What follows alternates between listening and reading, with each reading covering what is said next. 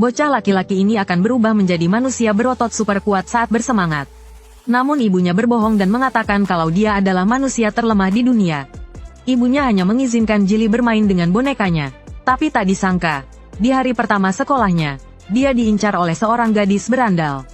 Gadis itu mengancam Jili untuk segera menyerahkan boneka Min-A yang ada di sakunya. Tapi bagaimana mungkin Jili menyerahkan hadiah dari ibunya? Dengan marah, Jili berkata, "Min-A adalah teman hidupku. Tidak seorang pun bisa merebutnya dariku." Tingkah Jili membuat si berandal bingung. Akhirnya, Jili dibawa ke toilet perempuan. Jili dipaksa berbaring di lantai dengan posisi yang aneh. Si berandal mengancam Jili agar tidak memberikan nama yang sama dengannya pada bonekanya. Tapi Jili yang polos mengira si berandal iri pada Min-A. Namun, perkataan si berandal menyadarkan Jili. Melihat alis dan gaya rambut si berandal, Jili baru sadar kalau si berandal adalah seorang perempuan. Merasa terhina, Min-A, boneka, menamparkan. Jili meninju si berandal hingga mulutnya miring. Tapi sedetik kemudian, Min-A tertegun. Kacamata yang terlepas menghancurkan lantai. Saat dia meragukan kekuatan lawannya, Jili menutupi wajahnya dan berterima kasih. Dia bersyukur tangan Min-A tidak patah karena memukulnya. Perkataan itu membuat si berandal marah. Dia adalah peringkat kedua di kelas 1. Dia diejek oleh bocah lemah. Min-A yang semakin marah menendang Jili beberapa kali. Tapi Jili tetap tersenyum gembira. Tiba-tiba ketua kelas, Hansol, muncul dan berteriak. Tapi Jili tetap bertingkah imut. Min-A yang belum puas memarahi Hansol karena ikut campur. Tanpa basa-basi, dia langsung meninju Hansol. Tak disangka, Hansol menghindar dengan mudah. Melihat itu, Min-A pun berhenti. Jili, untuk berterima kasih pada Hansol, membelikannya segelas Starbucks. Tapi tak disangka, Hansol terus menempel pada Jili. Jili ingat pesan ayahnya untuk tidak dekat dengan siapapun. Jadi dia mencari alasan dan bersembunyi di gudang. Ternyata Hansol mendapat tugas dari kepala sekolah. Jili adalah anak dari ketua kelompok mafia dan seorang wanita. Jika Hansol bisa melindunginya selama SMA, dia akan mendapat beasiswa penuh di Universitas Seoul. Hansol melompat keluar jendela untuk menghindari Jili. Terjadilah aksi kejar-kejaran. Adegan ini dilihat oleh Lily di koridor. Lily yang cemburu melempar keripik kentang. Keripik itu terbang ke arah Hansol dengan kecepatan 125 km per jam. Tapi Jili menangkapnya dengan refleks yang luar biasa.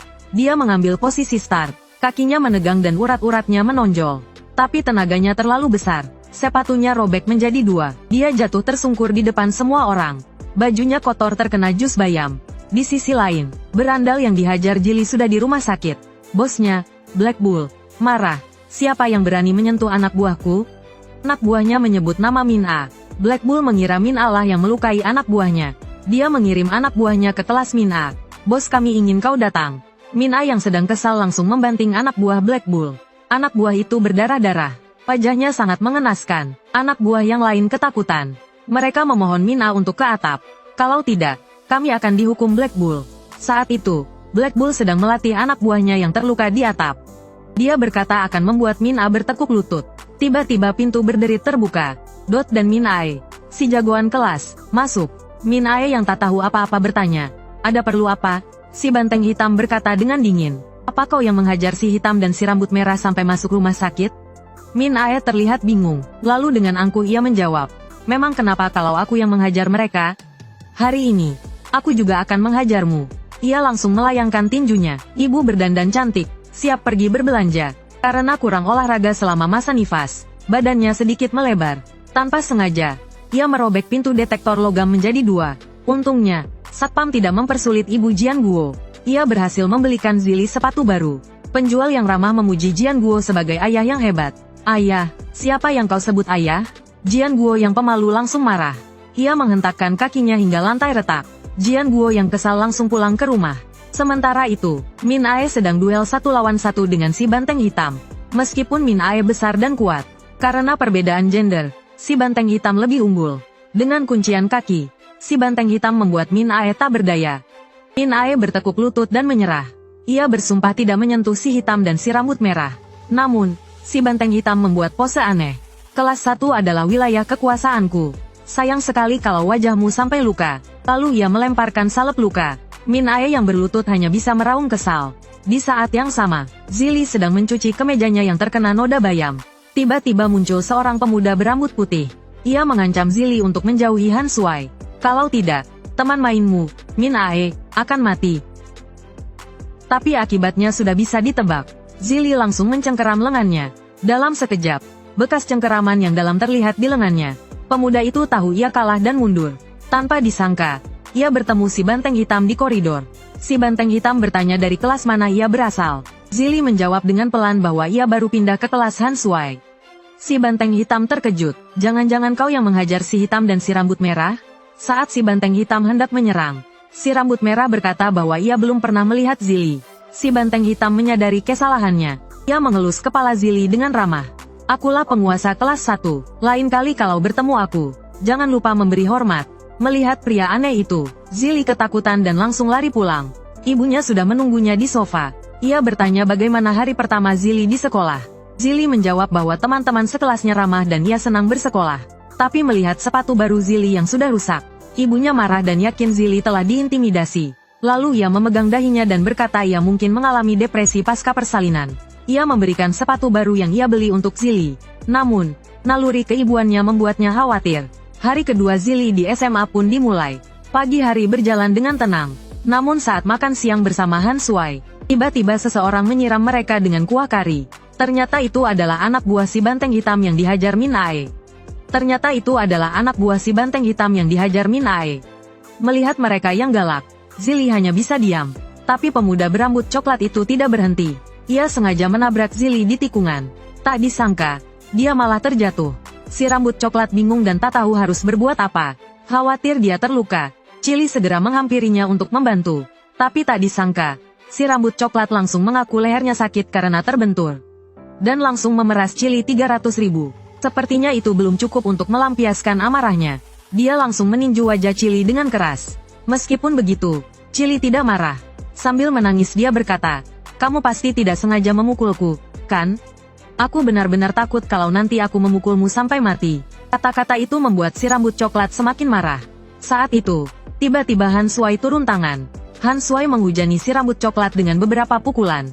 Meskipun Han Shuai tampak unggul, dia tetap dimanfaatkan oleh si rambut coklat yang sigap. Dengan satu tamparan, Han Shuai dijatuhkan ke tanah. Kemudian dia dihujani tendasan oleh keduanya. Saat si rambut merah asyik menendang, Min Ai diam-diam datang di belakang mereka. Seorang ibu yang mengalami depresi pasca melahirkan minum-minum di rumah. Kemudian dia berdandan cantik dan keluar untuk jalan-jalan. Tapi karena tatapan orang-orang di jalan, Jian Guo yang pemalu pun pulang ke rumah. Tiba-tiba, sebuah truk melaju kencang dari belakang. Sayangnya, bagian depan truk menabrak Jian Guo dan penyok. Yang lebih mengejutkan lagi, si sopir truk keluar dan menembak Jian Guo dengan pistol. Jian Guo yang panik hanya bisa melindungi diri dengan lengannya yang gemuk. Saat dilihat lebih dekat, pria tua itu ternyata adalah penculik Chili 10 tahun yang lalu. Teringat anaknya yang menjadi korban, dia langsung sadar dan bersiap bertarung. Tapi sebelum Jian Guo sempat beraksi, dia dipukul oleh pengawal yang bersembunyi. Melihat Nyonya baik-baik saja, pengawal itu berkata, dengan nada kesal, Tuan Besar melarang Nyonya keluar rumah dalam keadaan mabuk. Bagaimana kalau Nyonya benar-benar diganggu orang? Di sisi lain, Min Ai meninju si rambut merah hingga pingsan. Si rambut coklat melihat gadis perkasa di hadapannya, dan mengejek Min Ai sebagai wanita yang tidak punya pria. Lalu dia meninju wajah Min Ai. Meskipun tidak terlalu sakit, tapi sangat menghina. Min Ai pun melayangkan tinjunya yang seberat 408 kg. Satu pukulan, dua pukulan, dan pukulan pamungkas. Tinju kuatnya menciptakan angin puyuh di udara. Saat tinjunya hampir mengenai si rambut coklat, Chili tiba-tiba muncul dan menahannya. Chili bertanya dengan khawatir, "Tanganmu tidak apa-apa, untung kamu berhenti tepat waktu jadi tidak terluka. Tapi aku tetap berterima kasih karena kamu menolongku." Min Ai sangat marah. Dia tidak percaya pemuda kurus itu bisa menahan pukulannya. Berpindah tempat, si rambut coklat dibawa ke rumah sakit dalam kondisi kritis. Hei Niu memaksa si rambut merah untuk mengaku siapa yang memukul temannya. Tapi karena tahu betapa kuatnya Chili, si rambut merah diam saja. Hei Niu pun mengalihkan perhatiannya ke si rambut coklat. "Cepat katakan siapa yang berani menyentuh orangku." Melihat Hei Niu marah besar, si rambut coklat teringat saat dia dihajar Hei Niu. Takut dihajar lagi, si rambut coklat pun mengaku. Si rambut merah mencoba menyela, tapi malah ditampar Hei Niu. Setelah tahu yang sebenarnya, Hei Niu langsung pergi ke kelas. Tapi di koridor dia bertabrakan dengan pria bermata merah. Hei Niu melihat aura pria itu sangat kuat, bukan orang sembarangan. Tak ingin membuang waktu sedetik pun, dia segera meminta maaf. Sementara itu, Jili, Min Ae dan Han Sui sedang berdebat di kelas. Min Ae bertanya pada Jili monster macam apa dia sebenarnya. Terlihat lemah, tapi pukulannya sangat kuat. Namun, perkataan Jili selanjutnya membuat Min Ae marah. Aku adalah manusia terlemah di dunia ini. Kalian bisa mengendalikan kekuatan kalian. Tapi aku takut suatu hari nanti tanpa sengaja membunuh kalian. Saat Min Ae hendak meledak, pria berambut kait, Hei Niu, tiba-tiba masuk. Tanpa basa-basi, dia langsung menginjak meja hingga hancur. Lalu meraih Jili yang kebingungan. Saat itu, Han Sui yang berada di sampingnya segera bertindak. Satu pukulan uppercut mendarat di dagu Hei Niu. Tapi dia menghindar dengan membungkus 90 derajat. Bertumpu pada tangannya dan membalas dengan kakinya. Satu tendangan langsung menerbangkan Han Sui. Min Ae yang melihat Han Sui ditindas menjadi marah. Dia langsung menerjang Hei Niu. Keduanya saling beradu kekuatan. Tapi sedetik kemudian, Hei Niu menggunakan taktik licik. Melompat dan mengunci pinggang Min Ae. Sambil mencubit, dia berkata, "Wah, kamu lumayan kuat juga. Tapi berkelahi butuh teknik, loh." Setelah mengatakan itu, dia mengepalkan tangan dan menghantam dada Min Ae. Setelah mengalahkan keduanya, dia berjalan menuju target utamanya, Xianyu Liaoju. Hei Niu melompat ke udara. Jin Liaoju, kenapa berpura-pura lemah padahal kuat? Xianyu Liaoju, lebih baik ku bunuh saja kau. Setelah mati, kita masih bisa berteman baik. Xianyu Liaoju. Kata-kata itu membuat Jili ketakutan. Di tengah drama yang sedang seru, semakin takut dan melawan, Hei Niu semakin bersemangat. Langsung dengan lutut menekuk, memberikan pukulan maut. Namun di detik berikutnya, Jili berdiri tegap, tak bergerak sedikit pun. Meninggalkan Hei Niu terbaring di tanah dengan canggung. Anak kurus itu kembali berubah menjadi pria berotot, menangkap pengganggu sekolah dan memutarnya di udara. Hei Niu yang terpental merasa sangat malu. Seketika bangkit dan menyerang bagian vital Jili. Namun, seberapapun ia mencoba, tak bisa melukai Jili. Akhirnya, Jili dengan ringan meninju dan membuatnya terlempar 20 meter. Menikmati layanan ruang medis selama sehari, Hei Niu yang berbaring di ranjang berseru dengan gembira. Mulai sekarang, Jili adalah kakak besar saya. Dia adalah pemimpin seluruh kelas 1. Namun, Jili sambil menangis menyatakan dirinya lemah. Orang yang tak bisa mengendalikan kekuatannya tak pantas jadi pemimpin. Pernyataannya yang merendah ini langsung membuat Min Ae marah. Mencaci Jili sebagai orang yang berpura-pura lemah namun kuat. Namun dia tak tahu bahwa dia akan menghadapi pembalasan dendam. Orang ini adalah ketua kelas 1 di SMA sebelah, Kang Yong Yuan. Dia menghadang Min Ae di depan gerbang sekolah. Ternyata sebelumnya Min Ae adalah anggota tim bela diri bersamanya. Di awal pelatihan, Min Ae hanya gadis biasa yang imut. Namun dalam setengah tahun, tubuhnya berkembang pesat dan menjadi kuat. Keterampilan bertarungnya jauh melampaui teman sebayanya, membuat peringkat poin mereka menurun drastis. Mereka pun menyebarkan rumor bahwa Min Ae memakai hormon. Akhirnya memaksa Min Ae keluar dari tim bela diri. Kang Yong Yuan datang untuk mengalahkan Min Ae. Namun saat dia menghina Min Ae dengan sombong, tanpa sengaja dia menerima pukulan telak dari Min Ae. Dia memandang Kang Yong Yuan yang sedang kesakitan, mengejek dengan dingin bahwa dia hanya pecundang kecil. Tak disangka, dia bermain curang dan menyerang Min Ae. Namun di hadapan kekuatan sejati, semua trik kecilnya sia-sia. Min Ae dengan cepat menamparnya berkali-kali. Lalu, dia menjatuhkan anak buahnya satu persatu. Namun Yong Yuan yang tak terima langsung mencari Bai Mao. 9 petarung terkuat dari tim bela diri dikumpulkan. Mereka bersiap untuk mengalahkan Min Ae dengan kekuatan penuh. Sementara itu, Jili menerima telepon dari pengawalnya, Paman Long. Paman Long mengatakan Jili harus pulang naik bus umum hari ini. Karena dia sedang sibuk mengamankan wilayah untuk calon bosnya. Jili tiba-tiba teringat kalau uang sakunya telah habis ditipu oleh si rambut coklat. Dia tidak punya uang sama sekali untuk naik bus. Saat Jili sedang kebingungan, ketua kelas, Han Sui, tiba-tiba muncul. Dia menawarkan untuk mengantar Jili pulang. Ketika mereka sampai di halte bus, Han Sui tiba-tiba melihat Min Ae di depan, dan dia diikuti oleh sekelompok pria berotot yang membawa senjata. Karena penasaran, mereka berdua berniat mengikuti untuk melihat apa yang terjadi. Tiba-tiba, seorang pria menghalangi jalan mereka. Pria itu berkata dengan suara sinis, "Kau yang selalu mengikuti Min Ae?" Han Sui merasa ada yang tidak beres dan berteriak, "Lari!" Namun, sebelum mereka sempat lari, sesosok bayangan hitam muncul di depan mereka. Bayangan itu mencekik leher Han Sui hingga tak bisa bergerak. Sementara itu, di gang, Min Ae dihadang. Seorang pria berkepala pelontos menyerangnya dari belakang. Untungnya, Min Ae bereaksi cepat dan menghindar. Lalu, dia meninju perut seorang biksu gemuk. Pukulan kuat itu membuat sang biksu memuntahkan darah. Namun, Serangan bergelombang membuat Min Ae tak punya waktu untuk bernapas. Seorang pria bersenjatakan pisau pendek menyerangnya. Teknik pisaunya tajam. Bilahnya memancarkan cahaya hijau misterius. Seekor naga hijau melayang di udara. Beberapa tebasan pisau membuat Min Ae terjebak dan tak bisa bergerak. Menggunakan kesempatan itu, yang lain menyerangnya secara bersamaan. Namun, dia kewalahan. Min Ae yang kelelahan akhirnya kalah. Yongwon muncul sambil membawa tongkat besi. Tanpa basa-basi, dia memukul kepala Min Ae. Lalu, pukulan kedua menyusul. Namun, tongkat besinya malah bengkok. Ternyata Zili telah melindungi Min Ae. Namun, Yong Yuan tetap tidak menganggap Zili serius. Dengan suara dingin, ia mengatakan bahwa Zili hanya seorang kurus berkacamata. Mengendalikannya semudah mengendalikan boneka kecil ini. Selesai berbicara, dia langsung meremas Min Ae dan melemparkannya ke udara. Namun, naga akan mengamuk jika disakiti. Rasa marah Zili langsung meningkat drastis. Anak terkuat di permukaan bumi muncul kembali. Dia akan menghancurkan segalanya di depannya. Anak iblis itu akhirnya menunjukkan kekuatannya. Dia menahan sang pengganggu di udara tanpa bisa bergerak. Dengan melepaskan genggamannya, Yong Yuan terpental sejauh 30 meter. Satu jari langsung membuat Da Huang mengeluarkan busa. Lalu, Zili melompat ke arah beberapa orang lainnya. Kemudian mengeluarkan teriakan marah. Gelombang kejut besar membuat 5 orang terpaku di tempat. Namun, mereka tak bisa menghindari pukulan 900 ton berikutnya.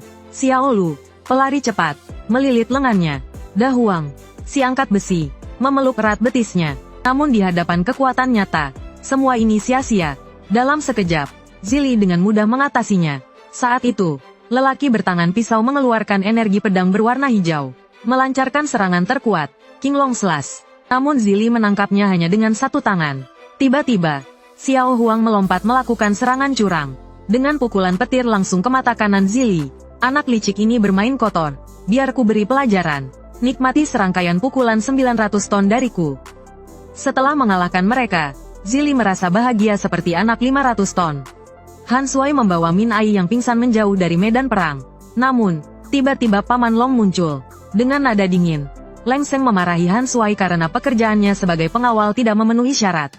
Ia memberitahu Han Sui bahwa Min Ae adalah kunci yang membuat Zili berubah wujud. Dan hanya Min Ae yang bisa mengembalikan Zili ke wujud aslinya. Han Sui segera mengeluarkan Min Ae yang sudah dirakit. Zili menatap mainan kesayangannya dengan tatapan kosong. Kemudian, ia memegangi dahinya sambil merintih kesakitan. Namun, sedetik kemudian, Zili tiba-tiba memukul Han Sui. Tindakan aneh ini membuat Han Sui gemetar ketakutan. Ia berteriak tanpa sadar, tanpa diduga. Teriakannya memiliki efek yang mengejutkan. Ingatan Zili kembali ke saat ibunya memberinya boneka itu. Saat itu juga pertama kalinya ayahnya memberinya nasihat hidup. Terdengar Xiu Hua memarahi Zili. Ia berkata bahwa untuk menjadi kuat, Zili tidak boleh berteman dengan siapapun. Hanya boneka yang tidak bisa bicara yang akan selalu setia menemaninya. Namun, saat itu, sepertinya terjadi perubahan yang aneh. Zili kembali ke wujud aslinya di detik terakhir. Tetapi, energi yang terkuras habis membuatnya pingsan. Beberapa detik sebelum kejadian itu, Yong Yuan yang terluka parah melarikan diri dengan sisa-sisa tenaganya. Ia terus menggumamkan tekadnya untuk mengalahkan Zili. Namun, ia menabrak Hei Niu. Mereka berdua saling bertatapan. Suasananya terasa canggung. Kau yang menyuruh orang memukuli Min Ae, kan? Hei Niu bertanya dengan mata menyipit. Tiba-tiba, Yong Yuan menusukkan jarinya ke mata Hei Niu. Untungnya, Hei Niu berhasil menangkisnya. Dengan kekuatannya, ia menekan Yong Yuan. Tak disangka, Yong Yuan masih memiliki senjata. Suara pisau membuat suasana menegangkan. Untungnya, Hei Niu jeli melihat peluang. Sambil menangkis pisau Yong Yuan dengan tangan kanan, ia meninju wajah Yong Yuan dengan tangan kirinya. Beberapa gigi Yong Yuan beterbangan. Setelah mengalahkan Yong Yuan, Hei Niu berjalan menuju gang. Namun, jalannya dihadang oleh dua pria besar. Melihat wajah pria berparut itu, Hei Niu pun mengalah dan mencari jalan lain. Ia berniat memanjat tembok. Namun, ia bertemu dengan Zili yang telah berubah wujud. Hei Niu ketakutan dan bersembunyi di balik tembok. Namun, ia tetap ingin mengintip. Mungkin ia bisa belajar sesuatu. Kali ini, ia bertemu dengan Long Su. Long Su mengira Hei Niu adalah salah satu pengganggu Zili. Ia pun menyerang Hei Niu dari atas tembok. Namun, karena kehilangan keseimbangan, ia terdorong oleh Hei Niu. Long Su hampir terjatuh. Namun, ia berhasil menopang tubuhnya dengan tangan. Ia menyerang Hei Niu. Refleks Hei Niu membuat Long Su terkejut. Si Yi datang menyusul. Melihat situasi yang tidak menguntungkan, Hei Niu melarikan diri. Long Su yakin Hei Niu adalah pengganggu Zili. Ia menyuruh Si Yi mengejar Hei Niu. Seminggu kemudian, Zili mengurung diri di kamarnya. Jian Guo khawatir dengan putranya. Tanpa sengaja, ia mendobrak pintu hingga hancur. Zili menyesali tindakannya yang lepas kendali. Ia berpikir, mereka hanya mengelilingiku, tapi aku malah melukai mereka hingga masuk rumah sakit. Tiba-tiba, boneka Min Ai di meja seolah hidup. Ia membelai Zili dan menenangkannya. Ia berkata, kau harus menemukan jati dirimu, bukan meragukan diri sendiri dan menderita. Zili, yang sejak kecil percaya bahwa dirinya lemah, tampaknya dia masih belum bisa menerima apa yang telah dia lakukan. Namun, tiba-tiba dia mendengar suara ayahnya. Xiu Hua, Xian Yuliao, kau membuat masalah lagi di luar, ya? Xian Yuliao, sekarang ikut aku ke ruang bawah tanah. Mendengar kata-kata itu, Zili ketakutan dan bicaranya jadi kacau. Dia meraung memohon ampun dan meminta maaf kepada Xiu Hua. Dia bilang akan menulis surat permintaan maaf 50 halaman dan merenungkan kesalahannya. Xian Yuliao Ju. Tetapi Xiu Hua mengatakan dia harus menulis 300 halaman. Semakin mendalam semakin baik. Xian Yuliao Ju. Barulah Xiu Hua keluar dari kamar Zili. Xian Yuliao Ju, Paman Long yang berada di samping mengatakan bahwa semua berandalan sekolah itu telah ditangkap. Tapi anak laki-laki yang dikejar si Mei berhasil melarikan diri. Mendengar itu, Xiu Hua malah tersenyum. Karena dia menyadari Jian Guo sekarang sangat marah.